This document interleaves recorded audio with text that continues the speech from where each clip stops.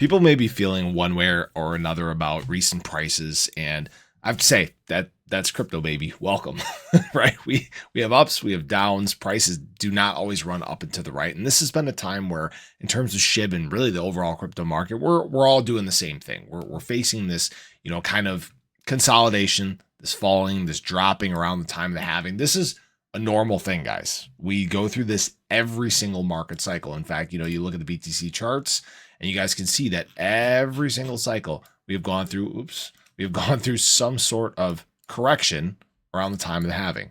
All right.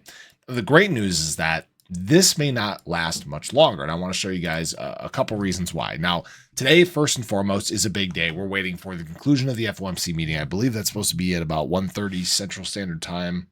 I can't remember if it's 2:30 or 1:30. Anyways, what is the most important thing here is the sentiment from the Fed. What they are going to say matters heavily because, if they leave rates the same, if they still commit to, interest rate decreases over the course of the year, that's all fine and dandy. But it's about what their thoughts are in terms of approaching this policy. Do they make them smaller interest rate decreases? Do they push them back? That is all going to be a gauge of what the market does today. Now, I will say we've been kind of sold off for, unnecessary reasons. We saw a big drop last night. Obviously, you can see what that did to the price of SHIB. It dropped us from this 4022 range all the way down into the 4021 range. So not a massive movement, but enough movement. I mean, that movement, for example, is probably about 4% or so, 5%. Yep, 5%.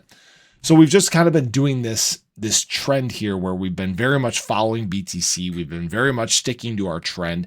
And right now we're kind of at the bottom of these wicks down here. So we're kind of sitting on top of our support level here. So we'll see if this holds.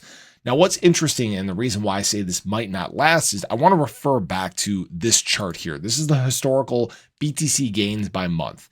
And the interesting thing about this is, we did in fact need a month to cool down. We had 7 straight months of green for BTC that has never been done before, first time ever. And obviously there have been things that have helped contribute to this. We have early retail money coming back, institutional money flowing in big ways. That have all pushed the market to heights that we normally don't see. Retail obviously affecting something like Shiba Inu the most. And then we had a month of cooling in April. Now, May has started off on a cooling point because we had that drop overnight.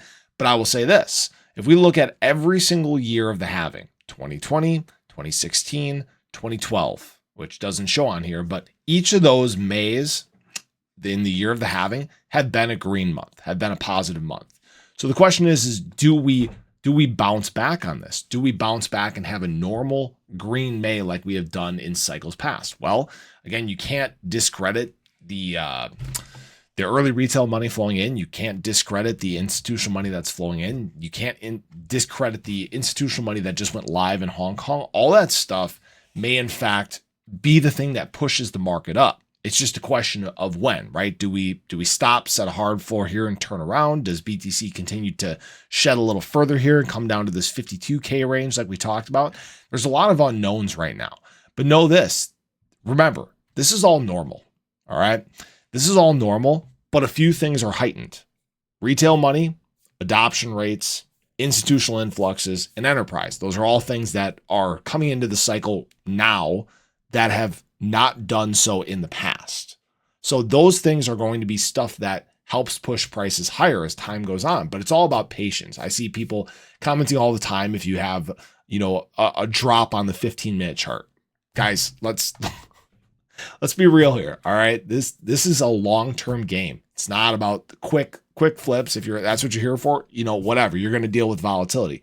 But guys, really what this is about is building positions for the future and making sure you're well prepared when prices do in fact start to run and start to get to much better times. So people can always do what they want. That's how I've approached the cycle. It's how I've approached every cycle in the past. So I appreciate you guys. I hope you enjoyed the video. Let me know your thoughts below, but have a great day. I'll catch you guys in the next one. Take care.